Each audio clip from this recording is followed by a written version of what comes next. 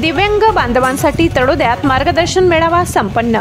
आदिवासी सांस्कृतिक भवन तळोदा येथे राष्ट्रीय अपंग विकास महासंघ महाराष्ट्र राज्य जिल्हा शाखा नंदुरबार यांच्या वतीने दिव्यांग बांधवांसाठी प्रबोधन व मार्गदर्शन मेळावा मोठ्या उत्साहात संपन्न झाला। नंदुरबार जिल्हा हा अतिदुर्गम भागात असल्यामुळे शासनाच्या विविध कल्याणकारी योजना तळागाळापर्यंत पोहोचण्यात अनेकदा अडचणी येतात। या पार्श्वभूमीवर दिव्यांग बांधवांना मुख्य प्रवाहात आणण्यासाठी महासंघाच्या वतीने या कार्यक्रमाचे आयोजन करण्यात आले होते। मेळाव्यात शासनाच्या विविध योजनांची माहिती देणे, बचत गट स्थापनेचे महत्त्व, अपंग प्रमाणपत्र, UDID कार्ड काढण्यासाठी मदत तसेच संजय गांधी निराधार योजनेद्वारे वंचितांना शासनाचे लाभ मिळवून देणे या विषयांवर मान्यवरांनी मार्गदर्शन केले।